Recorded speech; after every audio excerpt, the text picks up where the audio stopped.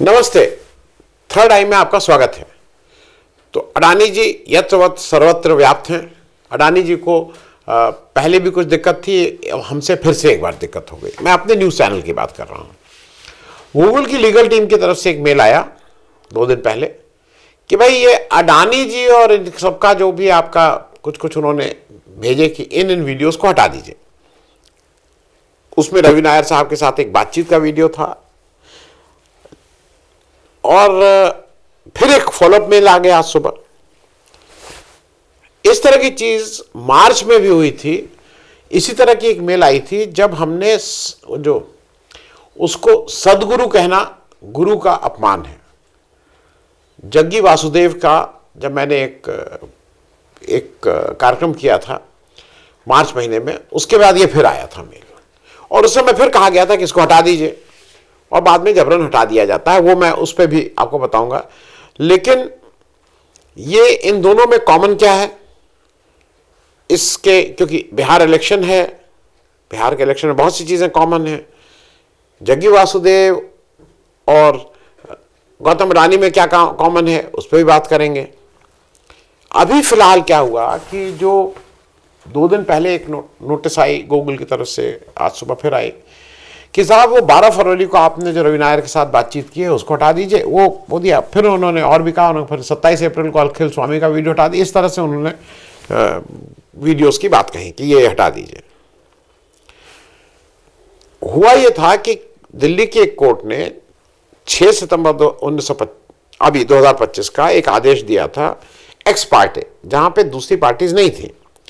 उस आदेश के अनुसार करीब 9-10 मीडिया हाउसेस और कुछ रिपोर्टर और जर्नलिस्ट को मिला के उन्होंने कहा था कि इनके कंटेंट अडानी जी को भाते नहीं है या डिसरिस्पेक्ट करते हैं, तो इसको सबको हटा दिया जाए। उन मीडिया हाउसेस और उन व्यक्ति विशेष जर्नलिस्ट के लिए यह आदेश था।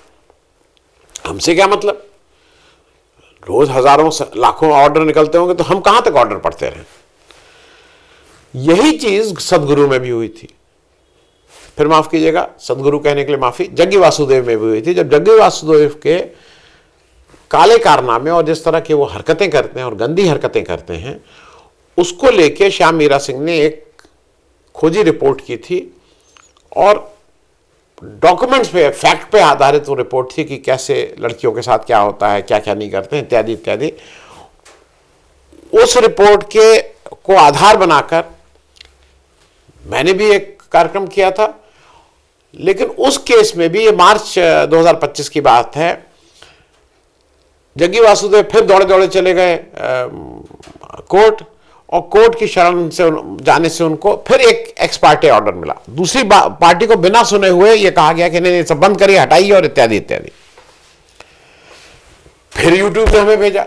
हमने यूट्यूब को लिख के कहा कि साहब ये जो मामला है ये उन्होंने श्याम मीरा सिंह के उसके लिए हटाने के लिए कहा, हमसे इससे क्या लेना देना, ना मेरा नाम है ना मुझसे कोई मतलब है। वो यूट्यूब ने एक दो दिन कहा, फिर उन्होंने उसको हटा दिया। लेकिन हटाने का क्या है कि वो ये कहते हैं कि इसको इंडिया में रिस्ट्रिक्ट कर दे रहे हैं। इतना वो गनीमत करते हैं, कहते हैं भाई इंडिया का ऑर्डर हम इंडिया में रिस्ट्रिक्ट कर रहे हैं, बाकी जगह नहीं रिस्ट्रिक्ट कर रहे हैं। अब यही चीज इसमें भी हुई कि ये जो रवि नायर का वीडियो हो, अखिल स्वामी का वीडियो हो, अडानी जी के जो वीडियो हो, वो ये कह रहे हैं कि मैंने उसको नहीं हटाया। मैं उसको चैनल पे, भाई हमने कहा मुझसे आपने, कोर्ट ने कहा कि आप हटाइए। उन्होंने 9 लोगों से कहा, वो लोग अपना जाने, उनसे मुझसे क्या मतलब। लेकिन ये जबरन हटा दिया गया है। लेकिन हटाने के बाद ये भी है कि वो इंडिया में नहीं देखा जा सकता है, लेकिन इंडिया से बाहर वो देखा जा सकता है। अब इसमें कॉमन क्या चीजें हैं? पहली चीज तो ये बिल्कुल कॉमन है कि दोनों लोग मोदी जी के परम मित्र हैं। परम मतलब बिल्कुल किसी हद तक दोस्ती के लिए जान हाजिर है टाइप से। देश क्या चीज है। अडानी जी की दोस्ती सब देख ही रहे हैं, किस तरह से ट्रंप जी के साथ इनके संबंध हैं, किस तरह से अडानी जी की बात हो रही है। दूसरी तरफ जो जग्गी वासुदेव है वो भी किस तरह से प्रधानमंत्री को अपने कार्यक्रम में बुलाते हैं। इस बार अमित शाह गए थे। अमित शाह जब इस बार गए शिवरात्रि में, तो वहां वो एक वो जग्गी वासुदेव ने एक पॉलिटिकल भाषण दिया। मुझे उम्मीद थी कुछ भगवान का नाम लेंगे, भगवान का नाम नहीं लिए। उन्होंने भाषण ये दिया कि कश्मीर में 370 हटने के बाद वहाँ कितनी खुशहाली आ गई है। ये उनके जो टोटल भाषण था जग्गी वासुदेव का, उसका मूल तत्व ये था कि वहाँ पे कितनी खुशहाली आ गई है। इस बार क्या हुआ है कि इन्होंने अडानी के हाथ पैर ज़्यादा लंबे हैं, अडानी के पास पैसा ज़्यादा है जग्गी वासुदेव के मुकाबले। अडानी जी ने इस ऑर्डर की आड़ पे, जो ऑर्डर 9 लोगों ये पहुंच गए हैं मतलब मंत्रालय में भारत सरकार के, और वहां से भी एक गैग ऑर्डर निकला है, और वो उसमें बहुत से यूट्यूबर्स देश के हैं जिनको गैग ऑर्डर के नहीं, ये सब आप हटाइए और इसको तुरंत दुरुस्त कीजिए। हालांकि उस ऑर्डर के अगेंस्ट क्योंकि जो मंत्रालय है एनवी मिनिस्ट्री, उसने सबको भेजा है कि आप ये हटाइए भाई, अडानी जी को आप कुछ नहीं कह सकते हैं। तो उसके विरोध में, उस आदेश के विरोध में ये जो सारे यूट्यूबर्स हैं, ये दिल्ली की रोहिणी कोर्ट में आज केस था, लेकिन जैसा होता है भाई, आज जज साहब की आज कोर्ट ही नहीं आए तो कल वो सुना जाएगा, देखिए क्या होता है। मैं ये बात इसलिए कहूंगा कि देखिए एक चीज समझ लीजिए, फील्ड रिपोर्टिंग ही असली पत्रकारिता है, इसमें कहीं कोई दो राय नहीं है। और इन दोनों लोग जिनको ये टारगेट इस समय कर रहे हैं, मेरे यहाँ खास करके, वो श्याम मीरा सिंह और रवि नायर, इन्होंने बेहतरीन मापदंड स्थापित किए हैं पत्रकारिता के, इसमें कहीं कोई दो राय नहीं है। They have done a excellent job, and वो पूरी जो मीडिया बिरादरी है उसको इन लोगों के काम पे गर्व है। मैंने रवि नायर साहब को, हम लोग अवध कॉन्क्लेव एक कार्यक्रम करते हैं हर वर्ष, कुछ लोगों को सम्मानित करते हैं। पिछली बार रवि नायर साहब हमारे यहाँ सम्मानित हुए थे, उसको मैं एक झलक उसकी दिखा दे रहा हूं, क्योंकि आपको भी लगे नहीं ऐसे लोग सम्मानित भी होते हैं, केवल कोर्ट से रिस्ट्रिक्शन नहीं होता है, वो जरा देख लीजिए। Shri Ravi Nair ji, investigative journalism, Danish Siddiqui award for excellence in journalism. इस मंच के माध्यम से आपको हमें सम्मानित करते हुए बहुत प्रसन्नता हो रही है। आपको सम्मानित करते हुए हम स्वयं को सम्मानित महसूस कर रहे हैं। ये स्मृति चिन्ह, अंग वस्त्र और 1 लाख रुपए का चेक।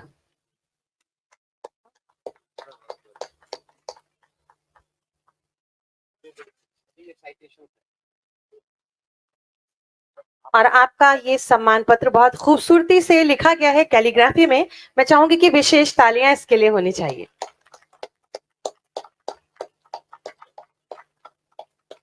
बहुत बहुत धन्यवाद। अब क्या है कि ये सरकार का है कि किसी चीज पे कुछ मत बोलो, बिल्कुल मुंह सिर के चुप बैठे रहो। अच्छा, मोदी जी और वो सबको, मोदी जी सबके, किसी की माँ को जर्सी गाय, 50 करोड़ की गर्लफ्रेंड, कुछ कुछ बोलते रहे, लेकिन उनको कोई कुछ कहे तो वो नहीं बर्दाश्त है, तब पूरा देशव्यापी आंदोलन छोड़ देंगे। किसी पर उनको कुछ मत बोलो, मतलब आप सबको अभद्र भाषा बोलिए, खराब बातें बोलिए, लेकिन आपको कोई कुछ ना कहे। इस मानसिकता के साथ इस समय देश में अडानी जी तो एक है ही, और अडानी जी कोशिश में है कि अगर कहीं पे भी इस तरह की कोई वॉइस हो रही है जिससे उनको लगता है कि ज़्यादा लोगों को पता लग जाएगा तो उनकी कलई खुल जाएगी, उस वॉइस को तुरंत दबा दो। 2-3 एक चीज़ मैं और कह के खत्म करूंगा। देखिए, दुनिया का इस समय सबसे ताकतवर देश कौन सा है? अमेरिका है। और कोई अमेरिका आज ताकतवर नहीं, अमेरिका पिछले बहुत सालों से ताकतवर है, 100 साल से ज़्यादा से ताकतवर है।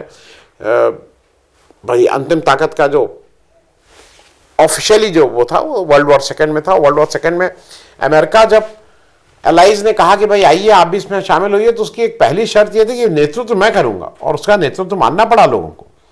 जिसकी दुनिया की सबसे पुरानी लोकतंत्र 250 साल के आसपास के ऊपर, उस अमेरिका का लोकतंत्र ऐसा क्या है कि दुनिया में ये माना जाता है कि भाई अगर कोई एक देश ह्यूमन राइट, वहाँ पे बहुत दिक्कतें हैं, ये मैं मान रहा हूँ, वहाँ ह्यूमन राइट्स है नहीं है, वायलेशन होता है, सब है, लेकिन अमेरिका डेमोक्रेसी का एक अच्छा उदाहरण है, इसको कहीं कोई डिनाई नहीं कर सकता है एग्जिस्टिंग की। ये सब कंपैरेटिवली बात हो रही है। और ये मैं इसलिए कह रहा हूं कि वहां का लोकतंत्र लोग समझते हैं, लोगों को अपने राइट्स का पता है। लेकिन ऐसी जगह पे एक चीज मैं क्यों इसको अमेरिका की बात यहां पे ला रहा हूं, आपको लगेगा भाई अमेरिका से यहां क्या मतलब यह है कि ये सारा पार्ट जो इनको मत बोलने दो, उनको मत बोलने दो, इनको गैग ऑर्डर लगाओ, उनको गैग ऑर्डर लगाओ। अमेरिका जब आज़ाद हुआ उसके बाद अमेरिका में 15 दिसंबर 1791 जो पहला अमेरिका के कॉन्स्टिट्यूशन का अमेंडमेंट था, first amendment of American constitution, आपको मतलब जान के खुशी भी होगी और ये होगा कि क्यों आज अमेरिका ने 5 चीजों की बात कही थी। The first amendment talked of 5 freedoms. उसमें पहला था फ्रीडम ऑफ रिलीजन, और ये साफ कहा गया था which prevents the government from establishing a religion or hindering individuals' ability to practice their own religion। ध्यान रखिएगा, अमेरिका को ये समस्या समझ में आ गई थी कि आने वाले समय में ये समस्या बड़ी हो सकती है। उन्होंने इसको अपने पहले अमेंडमेंट के थ्रू ठीक किया था, फ्रीडम ऑफ स्पीच। ये पहला अमेंडमेंट का कि जो पांच फ्रीडम गारंटी की गई थी, उसमें दूसरा था freedom of speech, which protects the right to express oneself without government censorship or restriction। सरकार के सेंसरशिप और रिस्ट्रिक्शन नहीं होगा। और इसीलिए आपको अजीब सा लगता है जब आप अमेरिका में ये देखते हैं कि लोग बिल्कुल खुलेआम होकर, बिंदास होकर सरकार को क्रिटिसाइज करते हैं। हिंदुस्तान में ऐसा सोच भी नहीं सकते। ये उन्होंने उस फर्स्ट अमेंडमेंट में किया था। फर्स्ट अमेंडमेंट का जो एक और था, freedom of the press guarantees the media's ability to report news and express ideas without government interference। 250 साल पहले ये कंसीव किया गया था कि इस तरह की चीजें हो सकती हैं, इस तरह के शासक आ सकते हैं जो ये सब बदमाशियां करें। उसको कंसीव करके ये फर्स्ट अमेंडमेंट आया था। और आज जितना आपको लग रहा है कि नहीं यही सारी चीजों की तो दिक्कत हो रही है, सरकार इसी को कर्व कर रही है।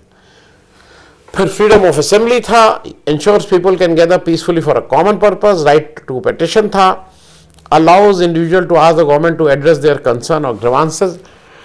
मैं ये बात आपको इसलिए कहा, मैंने आपको कभी कभी लगा इससे क्या मतलब कि आज अगर अमेरिका शक्तिशाली हुआ है, अगर अमेरिका दुनिया को राह दिखाने वाला हुआ है, अगर अमेरिका दुनिया को नेतृत्व दे रहा है, तो याद रखिएगा उसकी मूल भावना जो लोकतंत्र की थी, उसकी वजह से आज अमेरिका की अमेरिका पोजीशन। नहीं तो वो भी तो कॉलोनी था, वो भी हमारी तरह एक गुलाम देश था जहां आज़ादी मिली अंग्रेज़ों से और फिर उन्होंने अपने को रिकंस्ट्रक्ट किया, विकास किया, आगे बढ़े। लेकिन अगर वो ये उस समय के जो नीति निर्धारता थे उनको ये समझ में नहीं आता कि फर्स्ट अमेंडमेंट करके ये चीज़ों की गारंटी कर दो, freedom of speech, freedom of press, freedom of assembly, freedom of religion, तब लोकतंत्र मजबूत नहीं होगा। और इसीलिए उनका अगर लोकतंत्र मजबूत है तो ये सारी चीजें रिलेटेड हैं। आप भारत में जिस दिन लोकतंत्र मजबूत हो जाएगा उस दिन भारत की गैर बराबरी, असमानता में भी बहुत लगाम लगेगी।